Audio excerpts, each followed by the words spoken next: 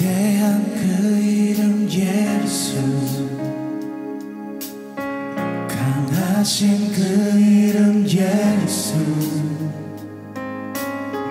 모든 이름 위에 계신 주 예수.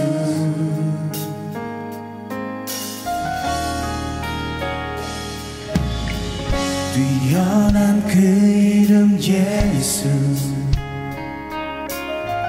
능력의 그 이름 예수, 모든 이름 위에 계신 주 예수. 예수 이름만이 능력 있도다. 헤아릴 수 없는 예수 그 이름,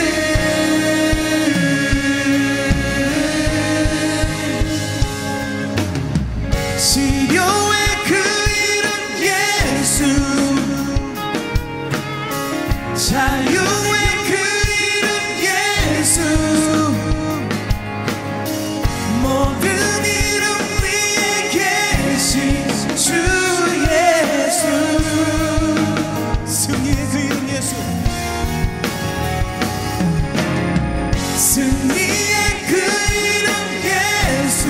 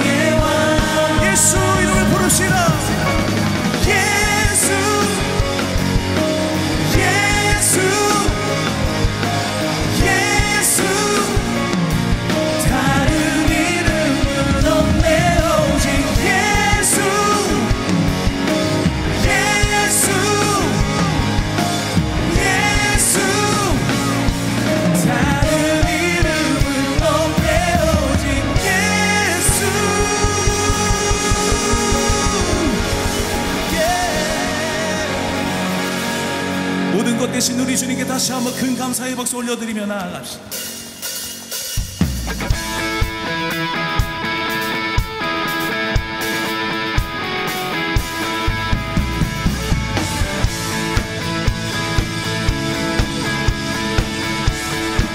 주 신실하심 놀라워, 주 신실하심 놀라워, 죄인의 마음 흔드네, 자비의 물가로 인도하시니 그 무엇도 끊지 못해. 주여 기억하소서, 주 백성 자녀들 신실한 주님의 약속. 주님의 은혜 내게 넘치네, 나를 향한 주 은혜. 공의와 사랑 공의와 사랑 놀라워, 약한 자 들어 쓰시네, 구원의 노래로 인도하시니 만백성 함께 찬양해. 주여 기억하소서, 주여 기억하소서, 주 백성 자녀들 신실한 주님의 약속. 주님의 은혜 내게 넘치네, 나를 향한 주 은혜. 주님의 은혜, 주님의 은혜 내게 넘치네, 나를 향한 주 은혜. 주여 기억하소서, 주 백성 자녀들 신실한 주님의 약속. 주여 기억하소서, 주 백성 자녀들 신실한 주님의 약속. 주님의 은혜 내게 넘치네, 나를 향한 주 은혜. 주님의 은혜 내게 넘치네, 나를 향한 주 은혜. 주님의 은혜, 주님의 은혜 내게 넘치네, 나를 향한 주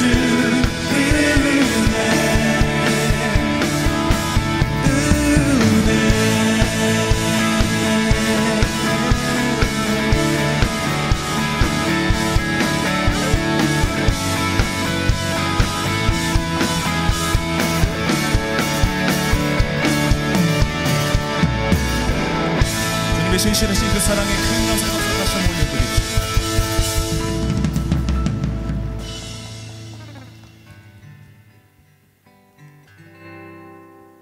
주께서 다스리네 내 삶, 주께서 다스리네 내 삶을, 주께서 일하시네 지금도, 주께서 일하시네 내 내 삶에 주께서 다스리네. 내 삶을 주께서 다스리네. 내 삶을 주께서 일하시네. 지금도 주께서 일하시네. 내 삶에 주님만 의지해요. 주님만 의지해요. 주님만 의지해요. 예수님 주님만 의지해요. 주님만 의지해요. 주님만 의지해요. 예수님 주께서 다스리네. 주께서 다스리네. 이 땅에 주께서 다스리네. 이 땅에 주께서 일하시네. 이 순간 주께서 일하시네. 이곳에 주님만 의지해요. 주님만 의지해요. 주님만 의지해요. 예수님 주님만 의지해요. 주님만 의지해요. 주님만 의지해요. 예수 주님만 예배해요. 주님만 예배해요. 주님만 예배해요. 주님만 예배해요. 예수님 주님만 예배해요. 주님만 예배해요.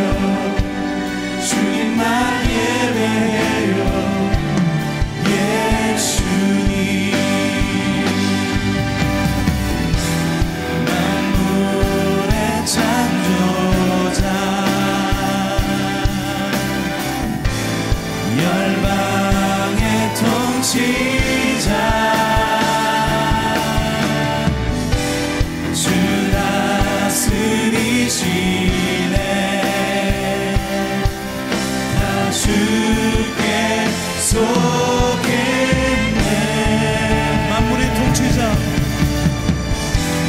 만물의 창조자 열방의 통치자 주 다스리시네. 다 주께 속했네.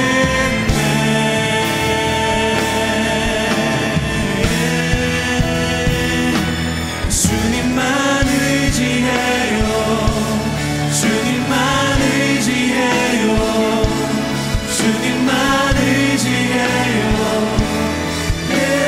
예수님 주님만 의지해요. 주님만 의지해요.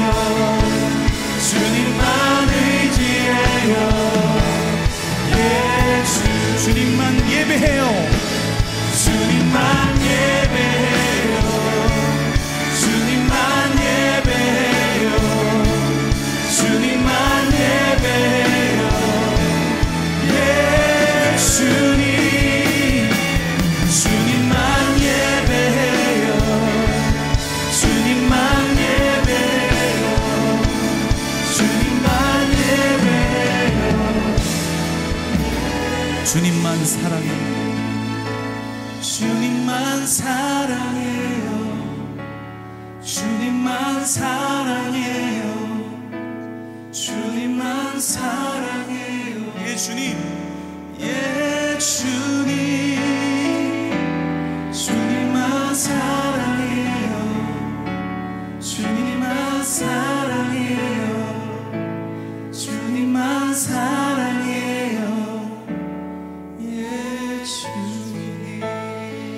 함께 기도하실 때에 오늘 우리가 하나님께 올려드린 이 찬양 가사의 고백처럼 주님만 의지하기를 원합니다.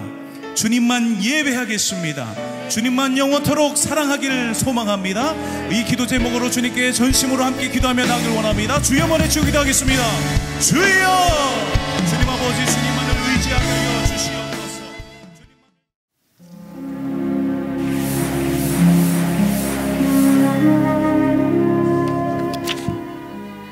오늘의 말씀은 다니엘 6장 10절 말씀입니다.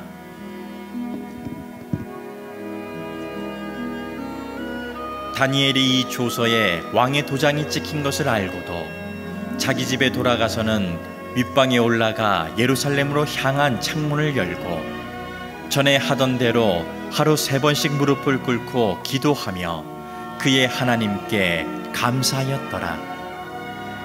아멘. 아멘. 여러분들 오늘 유아 세례 받는 우리 자녀들의 모습 보면서 우리도 저렇게 어린 시절이 있었지 하는 생각이 또 드셨을 겁니다. 우리가 또 누구나 어렸을 때 이렇게 한 번쯤 해봤을 복장 같은 것들이 몇 가지 있는데요. 이 보자기로 망토를 두르고 우리가 슈퍼맨, 배트맨 하면서 고전적인 그 동작이 있죠. 그 동작을 하면서 우리가 외치고 금방이라도 하늘을 나를 것 같은 그런 그 기대감에 실제로 많은 어린이들이 골절상을 입기도 했습니다. 그래서 그 상상의 늪에 빠져서 우리가 그 어린 시절에 참 추억이 많은데, 이런 어렸을 적의 멋진 영웅들을 향한 동경은요, 이 시간이 지나서 어른이 되어도 남아있는 것 같습니다. 올해 4월에 개봉한 영화 어벤져스 인피니티 워 시리즈, 어벤져스 시리즈 아시죠? 이 영화가 이 개봉 8일 만에 연속으로 박스오피스 1위를 하고 누적 관객 625만 명을 돌파했다고 합니다. 사진에 나오고 있는 그 포스터죠. 그래서 흥행 신기록도 세우고 올해 최고 흥행작에 등극했습니다.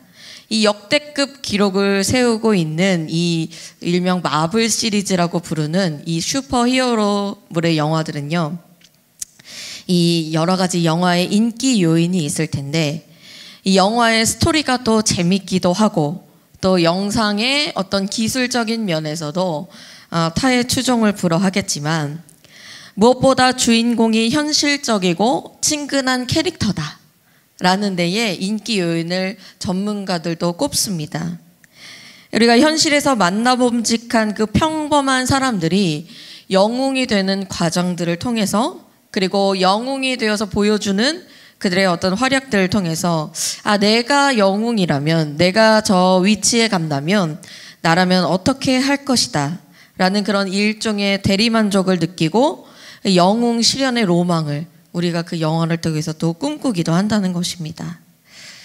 우리는 누구나 이렇게 멋진 히어로가 되고 싶습니다. 그리고 그 히어로가 되려고 노력도 많이 합니다.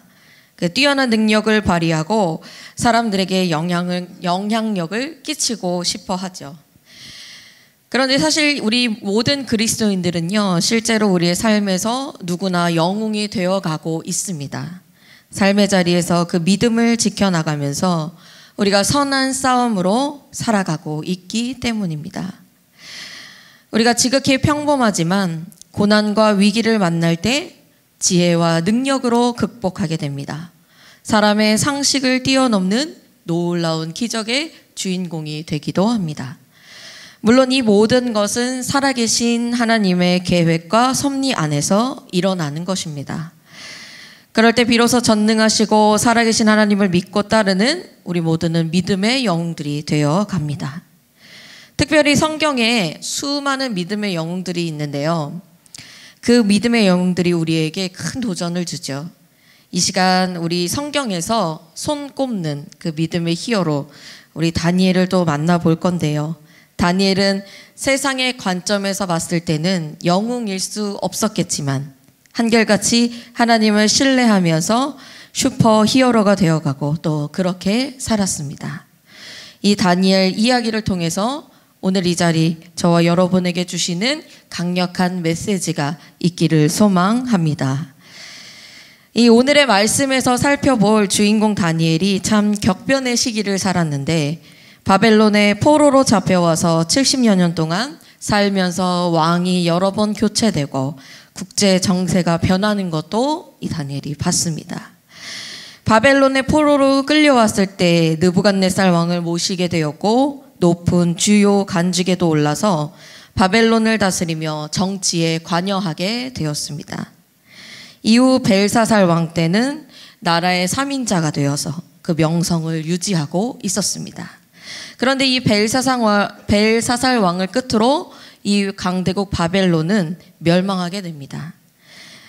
메대와 페르시아 연합군이 바벨론을 함락시켰고 그 빈자리에 메대 사람 다리오가 새로운 왕으로서 통치하게 된 것입니다. 그런데 이 다리오는요, 자신의 통치 방식대로 이 전국을 120개의 행정구역으로 나눴습니다. 그리고 일종의 도지사 같은, 우리도 얼마 전에 이제 선거를 했는데 도지사 같은 그 지방 장관을 임명하고, 그리고 이 120명 되는 지방 장관들을 다스릴 3명의 총리를 선출하게 됩니다. 그래서 이 총리는 지방 장관들을 다스리고 왕의 정치에 긴밀하게 협조를 해야 될 아주 중요한 역할을 가진 그 위치에 있었습니다. 그래서 이 중요한 역할에 누구를 임명할 것인가가 제일 큰 이슈였겠죠. 우리나라도 새로운 대통령이 뽑히면 새로운 내각 구성이 어떻게 될지 제일 큰 관심이 쏠리는데, 우리의 보통의 생각이라면 왕의 측근에서 이 중요한 자리를 맡을 사람을 뽑는 게 맞습니다. 그런데 왠지 다리오 왕은요, 예상 밖의 인물인 다니엘을 수석 총리로 3명 중에 가장 뛰어난 그 총리로 임명을 합니다. 그러니까 이 다른 나머지 2명의 총리들과 그리고 120명의 지방장관들에게는 일종의 어떤 파격적인, 충격적인 하나의 행보에 다름이 없었겠죠. 그래서 다니엘은요, 이 사람들이 보기에 멸망한 바벨론의 정권에서 주요 관직을 지냈던 인물이고, 게다가 이제 유대인으로서 포로 출신의 이주민이고 80세의 고령이라는 점을 봤을 때에 이 사람이 이 수석 총리에 오를 감이 되지 않는다, 그 이유가 없다라고 생각했던 것 같습니다.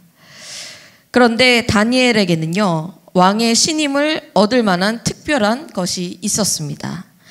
오늘 다니엘 6장 3절에 보니까요, 성경에 이렇게 기록하는데, 다니엘은 마음이 민첩하여 총리들과 고관들 위에 뛰어남으로 왕이 그를 세워 전국을 다스리게 하고자 한지라. 이렇게 기록하는데 마음이 민첩한 사람이다 라고 기록을 합니다. 그의 지혜와 탁월함이 다른 사람들에 비해서 월등히 뛰어났다는 이야기입니다.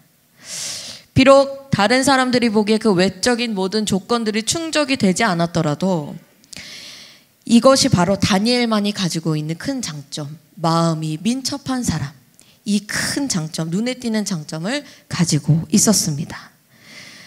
그런데 거기에다가 진짜 그 다니엘을 시기하는 사람들이 보면 너무나 셈이 날 만큼 이 사람이 아무 흠을 찾아낼 수 없는 청렴결백한 사람이었다는 것입니다.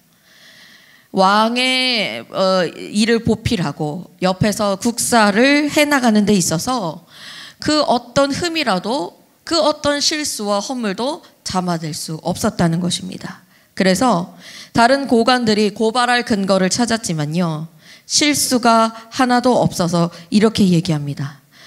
6장 5절에 보면 이 다니엘은 그 하나님의 율법에서 근거를 찾지 못하면 그를 고발할 수 없으리라 하고 이렇게 얘기합니다.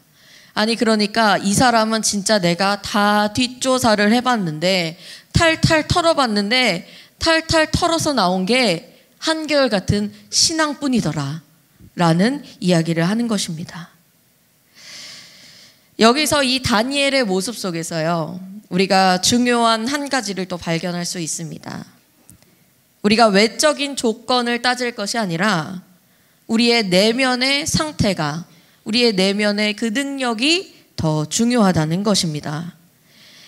80세의 나이에도 불구하고 다른 누구보다 뛰어나 다니엘은 인정을 받았습니다. 그가 이런 지혜와 능력을 가질 수 있었던 것은 성령으로 충만했기 때문입니다. 다니엘은 그 어렸을 적부터 이방 나라에 와서 살아가면서 때때마다 하나님께서 주시는 지혜와 능력을 체험하고 그것을 구하며 살았습니다. 그 마음과 생각을 성령 하나님께서 주장하시도록 내어드리는 삶이었습니다. 그렇기 때문에 이 성령이 충만한 사람으로서 곧 마음이 민첩하여서 오히려 외적인 조건을 뛰어넘는 탁월함을 가질 수 있었던 것입니다.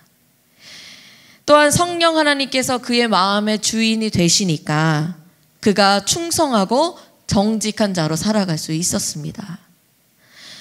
여러분, 우리도 이 시간 탈탈 털어서 우리에게 남은 것은 믿음밖에 없음을 소망합니다. 세상에서 믿는 자들은요, 어떤 일에든지 흠이나 허물을 만들지 않기 위해서 애쓰고 수고해야 됩니다. 믿음의 사람들 항상 올바른 마음을 지키며 살아가야 합니다. 물론 목사님 참 편한 소리 하십니다 라고 이야기하실 수 있습니다. 때로는 하나님의 말씀을 저버리고 세상이 말하는 쉬운 길로 가고도 싶고, 내가 조금만 꼼수를 쓰면, 잠깐 누군가의 눈만 속이면 다 될 것 같은데, 다른 사람들도 다 그렇게 살아가는데 뭐가 문제냐고 오히려 다른 사람들이 우리를 의아해 할지도 모릅니다. 그러나 우리가 올바른 마음을 지키기 위해서 이 마음속에 한 가지 품어야 될 딱 기준, 그것은 오직 하나님의 말씀뿐입니다. 하나님께서 말씀하신 뜻을 깊이 묵상하고 이 마음 가운데 하나님의 생각, 그의 뜻을 쫓아 사는 것입니다. 그러면 우리가 부정과 불의를 멀리하고 하나님 앞에서의 충성과 정직으로 살아갑니다. 또한 하나님에 대한 충성과 정직의 태도로 우리가 또한 세상을 섬기는 자로 살아갈 수 있습니다. 그러면 하나님의 사람들은 반드시 남다른 삶을 살아갈 수 있습니다. 마음의 주인 되시는 그 성령님이 우리의 모든 삶을 주장하시고 믿음의 충성과 정직의 길로 이끄셔서 탁월함으로 인정받는 하나님의 사람들로 들어 쓰실 줄로 믿습니다. 그래서 하나님의 사람들은요, 믿음으로 당당한 자신감을 갖고 살아야 합니다. 지금 다니엘이 모두가 시기할 만큼 그 자리에 오른 것은 다른 이유가 없습니다. 가장 확실한 스펙인 하나님의 지혜와 능력을 쫓는 그 마음의 중심뿐이었습니다. 하나님을 경외하는 마음으로 그의 내면에 성령의 열매를 맺어가니까 그것이 바로 다니엘을 진정한 성공으로 이끄는 비결이었습니다. 오늘도 이 자리에 많은 우리 젊은이 교회 성도님들 그리고 우리 틴즈파이어 우리 학생들도 와 있을 텐데, 요즘 이 젊은 세대들에게 가장 큰 고민은요, 이제 앞으로 무엇을 더 포기해야 하나 라는 것이 가장 큰 고민일 것입니다. 이제 3가지 포기하고요, 5가지 포기하고 7가지 포기했는데 그것보다 더 많이 무한대로 포기해야 되는 N4 세대라는 별명을 갖고 살기도 합니다. 우리가 그 미래를 꿈꾸기도 전에 먼저 실패하는 것을 경험해 버립니다. 그런데 이런 사회적 현상이 하나의 어떤 이런 풍토가 안타깝게도 더 어린 나이로 갈수록 어린 자녀들에게도 영향을 미치고 있다는 사실입니다.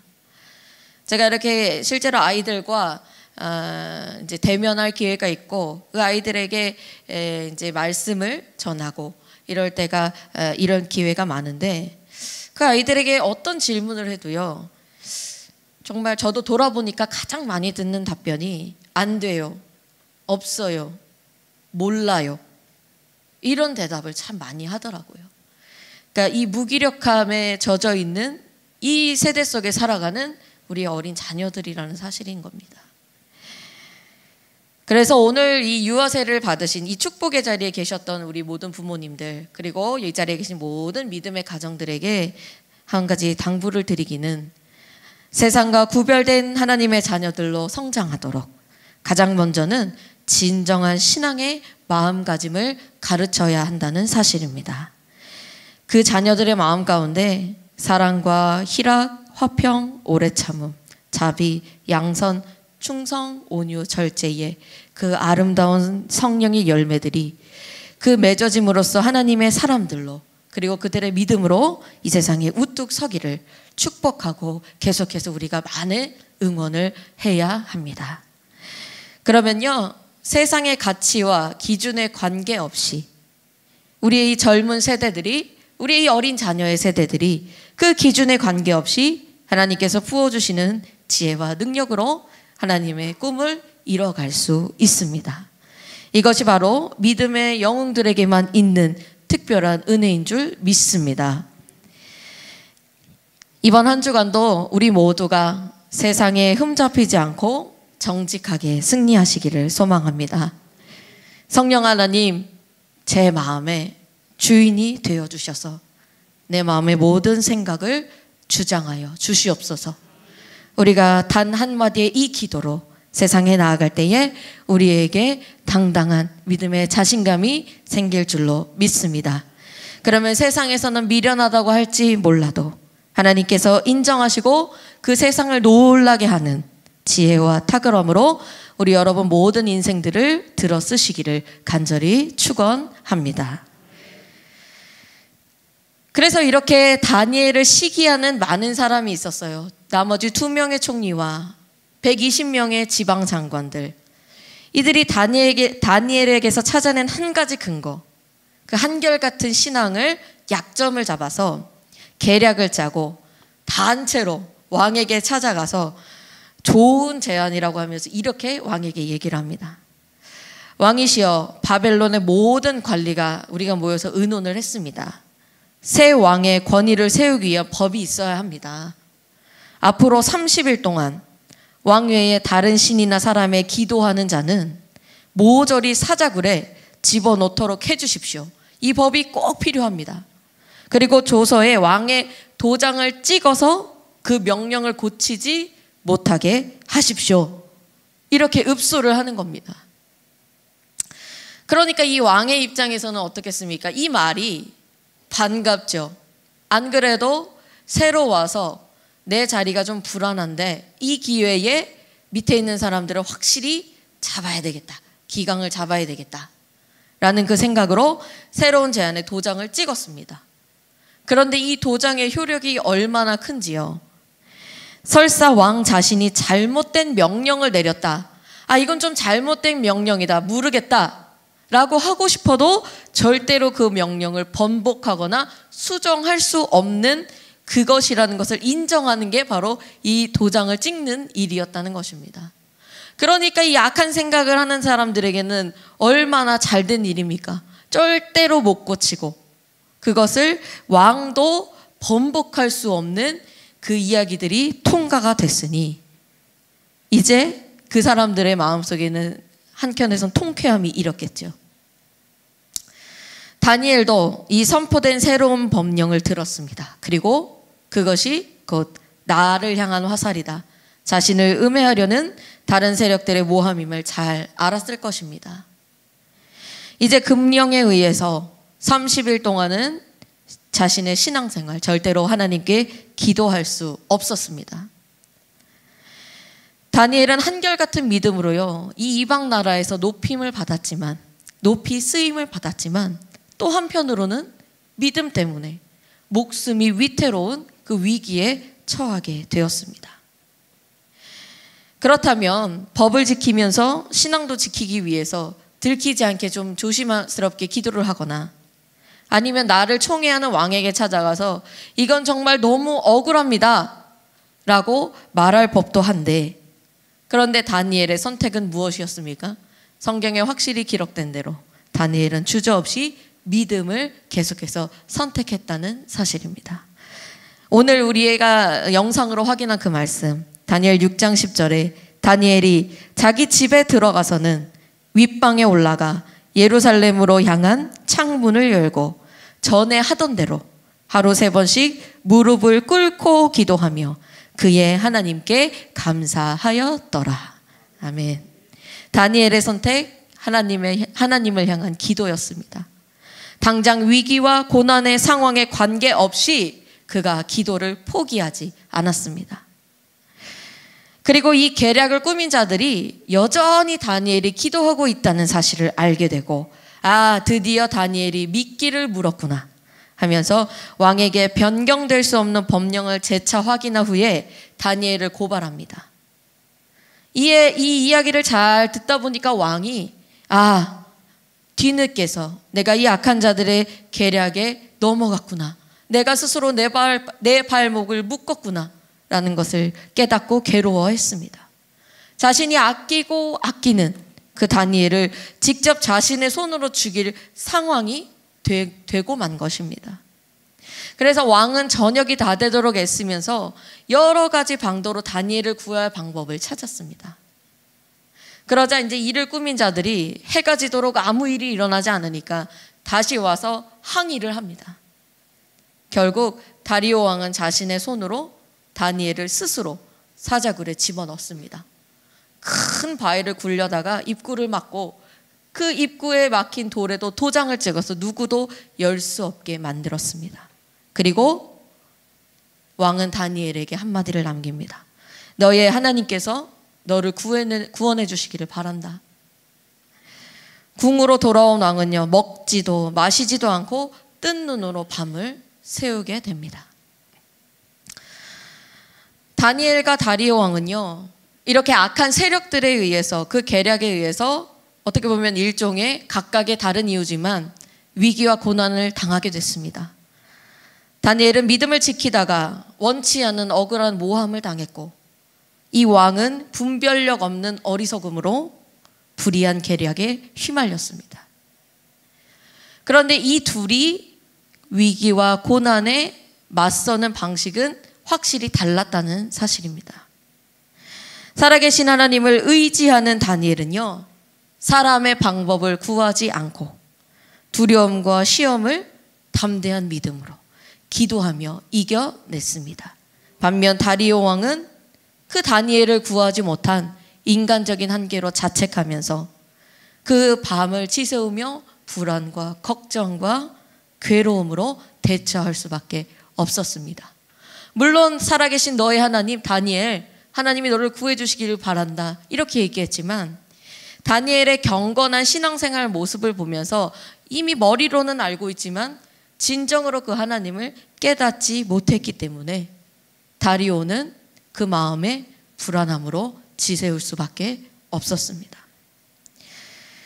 사랑하는 여러분, 우리의 삶에도 이런 위기와 고난이 닥칠 때가 있습니다. 그러나 하나님의 사람은 어떠한 상황에서도 살아계신 하나님만 의지합니다. 여러분 앞에 이런 알 수 없는 상황들, 믿음을 지키다가 혹은 불의에 휘말려 이런 위기와 고난에 당했을 때 여러분들께서 둘 중에 어떤 모습이십니까? 살아계신 하나님을 신뢰하며 간구하기 위하여 믿음으로 선택하고 기도의 자리로 나아가십니까? 아니면 살아계신 하나님을 머리로는 알지만 내 삶에 실제적으로 깨닫지 못하여 여전히 불안과 걱정으로 괴로워하고 계십니까? 우리를 흔들어 놓고 위협하는 우리의 그 시험과 고난 앞에서 더욱 담대해야 합니다. 다니엘이 의지하는 그 살아계신 하나님이 곧 저와 여러분의 하나님이 되시는 줄로 믿습니다. 그런 하나님을 믿고 따르는 우리의 그리스도인들, 위기 앞에서 더욱 기도합니다. 우리의 믿음을 시험하고 방해하면 할수록 더욱 하나님을 찾습니다. 하나님께 우리의 연약함을 간구하여 맡겨드리면 더욱더 큰 평안을 허락해 주십니다. 오직 기도만이 우리를 살리고 보호하는 믿음의 갑오심을 알기 때문입니다. 간절한 기도에 또한 응답하셔서 건지시고 도울 것을 알기에, 믿기에 우리가 또 그 상황을 인내할 수 있습니다. 따라서 믿음을 지키다가 모함당하고 손해를 보거나 우리에게 고난이 찾아와도 살아계신 하나님을 선택하고 찾고 간구하는 우리 모두가 되기를 소망합니다. 이 다니엘이 믿음을 선택해서 기도의 자리로 나아갔던 그 행동들, 다니엘이 드렸던 이 기도를 자세히 살펴보면요, 이 하나하나가 우리에게 정말 큰 도전이 됩니다. 그냥 글로 읽었을 때는 그렇게 하는 것이 맞지, 누구나 그렇게 기도하지 라고 생각할 수 있지만요, 다니엘은요 늘 드렸던 그 기도의 자리로 바로 찾아갔습니다. 본능적으로 그 자리를 사수했습니다. 자기 집의 윗방에 올라가서 예루살렘으로 향한 창문을 열고, 하나님, 아무리 절망적인 상황이어도 내가 하나님께만 소망 두겠습니다, 이렇게 고백하며 하루에 3번씩 전에 하던 대로 기도했습니다. 이를 통해서, 이 다니엘의 기도의 모습을 통해서 우리가 한 가지 발견하는 것은 신앙의 탄탄한 기본기를 볼 수 있다는 겁니다. 여러분들께서 기도의 자리와 시간을 결단하고 꾸준한 기도의 훈련을 하는 것은 굉장히 중요합니다. 이렇게 다져진 기본기가 있을 때 우리가 어떤 상황이 닥쳐 우리가 당황하고 좌절하고 곤경에 쓰러질 때도 우리가 믿음으로 바로 대처할 수 있는 것입니다. 하나님께 부르짖을 수 있습니다. 하나님, 꾸준한 기도의 사람이 되게 하여 주시옵소서.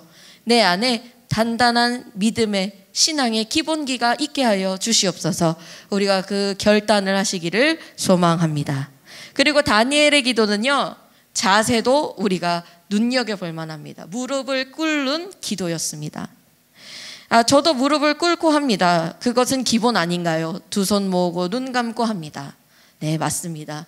그 자세가 곧 하나의 형식이 될 수 있지만 그 형식을 뛰어넘어서 무릎을 꿇는 자세는요, 무한한 겸손을 상대방에게 드러내는 그런 의미가 담겨 있다는 것입니다.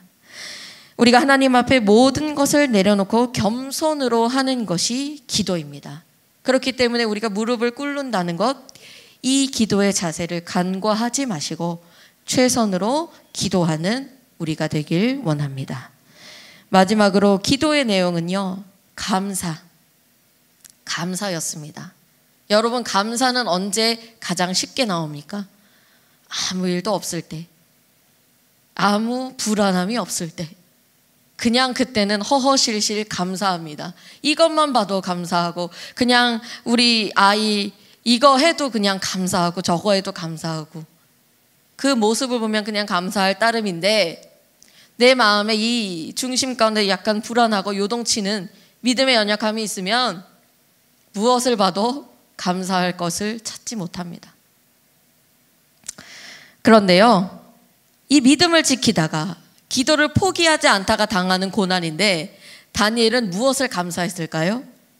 하나님의 인도와 보호하심을 그냥 감사했다. 그 자체로 그것을 고백했다는 것입니다. 우리도 마찬가지입니다. 우리가 기도할 때요, 이미 우리에게 일하시는 하나님, 그 하나님께 온전히 감사해야 될 줄로 믿습니다. 우리가 성숙한 믿음의 사람들은요, 감사할 때가 아닌데 더욱더 감사하는 것이 성숙한 믿음의 사람들입니다. 이 사실을 기억하시고 지금도 우리 곁에서 살아계신 하나님께서 우리를 돌보시고 우리를 인도하시고 우리와 함께 하심을 믿어야 합니다. 그 믿음을 지키다가 위기와 고난이 찾아와도요, 우리가 기도를 포기하지 말아야 됩니다. 기도로 담대하고 우리의 믿음을 시험할수록 더욱더 기도로 승리하는 삶을 사시기를 축원합니다. 이제 이야기가 마지막으로 가고 있습니다. 다니엘 6장 이야기가 가고 있는데, 그렇게 다리오 왕은 불안과 초조로 괴로워하면서 밤을 지새고 새벽이 되자마자 급히 일어나서 다니엘을 넣었던 그 사자굴로 달려갔습니다. 그리고 사자굴을 덮었던 돌을 치우고 통곡하면서, 왕의 체면이 있지, 통곡하면서 묻습니다. 살아계신 하나님의 종 다니엘아, 항상 내가 섬기는 네 하나님께서 구해주셨느냐? 한낱 조그만 희망이라도 이 왕이 갖고 싶었겠죠. 그런데 이내 들려오는 그 목소리가 있습니다. 사자굴 속에서 다니엘이 당당하고 힘찬 목소리로 외쳤습니다. 왕이시여, 나의 하나님께서 보내신 천사가 사자들의 입을 막았습니다. 제가 하나님 앞에 죄가 없다는 뜻이고 왕에게도 죄를 짓지 않았다는 것입니다. 아멘. 왕은요, 그 기적처럼 살아있는 다니엘을 보고 크게 기뻐하고 당장 끌어올렸습니다.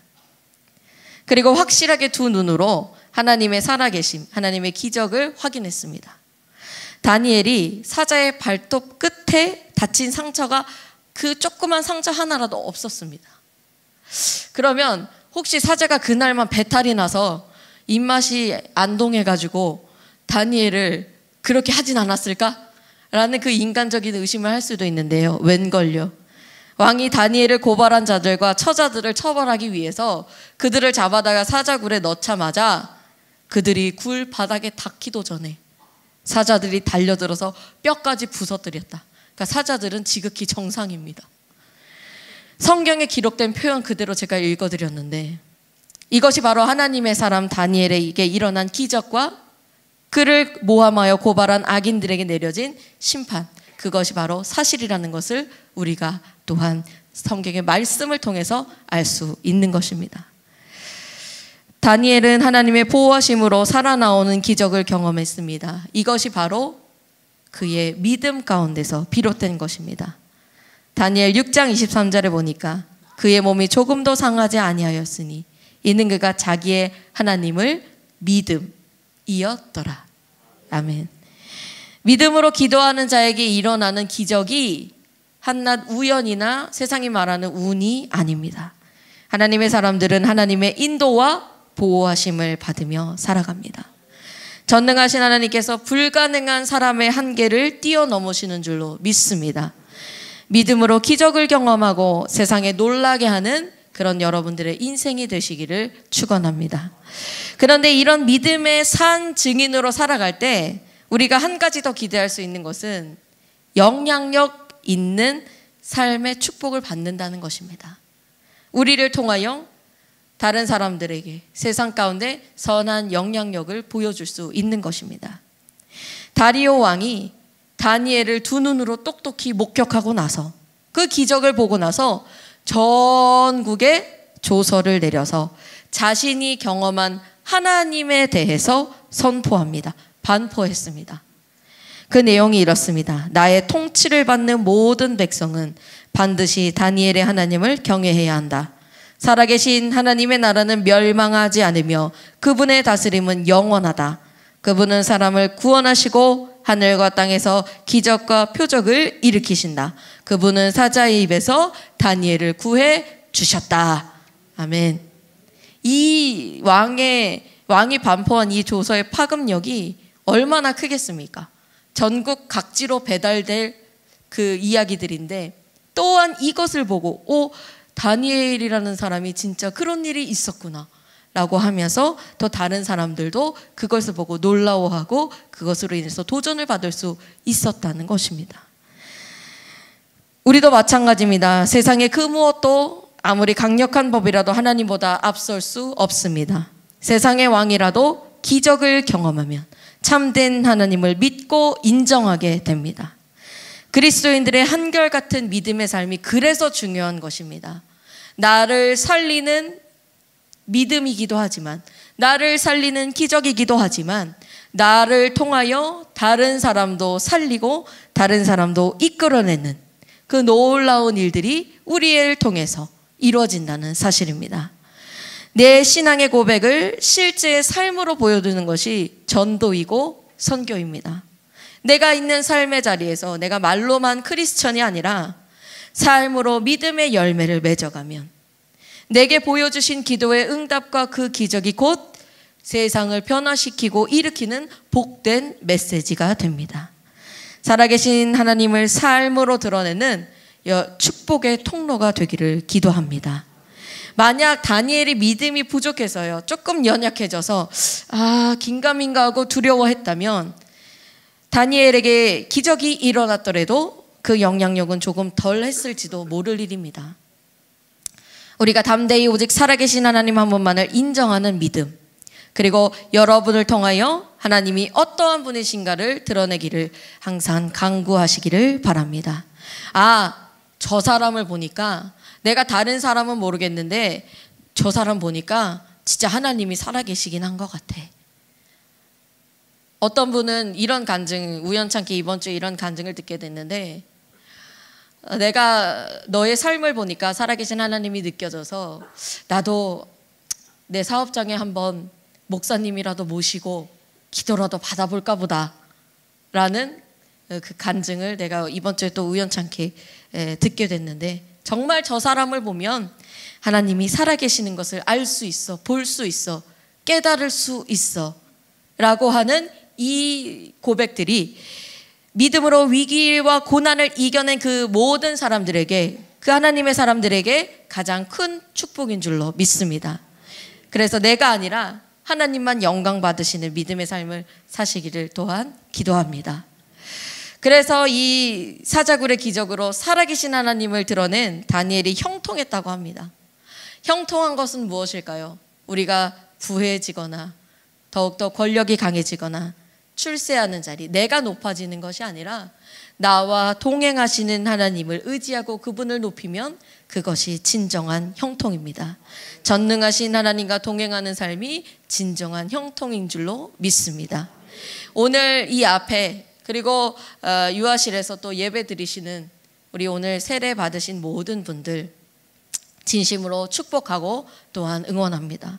앞으로 여러분들에게 펼쳐질 그 믿음의 삶이라는 것이 아까도 간증의 영상에서 봤지만 책임감이 느껴지고 때로는 부담감이 될 수도 있겠지만요, 우리의 앞에 펼쳐질 믿음의 삶이 더없이 축복임을 우리가 항상 기억하고 살아가시기를 바랍니다. 그래서 더 이상 어둠의 죄 가운데 살지 않고 의인의 삶을 살아가시면, 지금의 오늘 이 감동과 감격과 결단대로 살아가시면요, 우리가 믿음의 영웅으로 형통하고 승리하는 삶을 경험할 수 있습니다. 이전에는 알지 못했던 하나님이 살아계시는구나, 하나님이 역사하시는구나, 이것을 알아가는 큰 은혜가 있고, 또한 여러분들의 삶을 통하여 여러분들의 가족과 이웃과 또 믿지 않은 많은 사람들에게 하나님을 전하는 선한 영향력이 될 수 있습니다. 날마다 주 안에서 우리 모두 형통한 인생, 복음의 통로로 쓰임받는 인생이 되기를 축원합니다. 말씀을 맺습니다. 우리가 쭉 오늘 이 다니엘의 이야기를 통해서 믿음의 영웅이란 무엇인가, 그 영웅이 되어가는 삶은 무엇인가 우리가 함께 만나봤습니다. 험난한 세상에서 우리는 위기와 고난을 만나기도 합니다. 그러나 우리에게는 살아계시고 전능하신 하나님이 계십니다.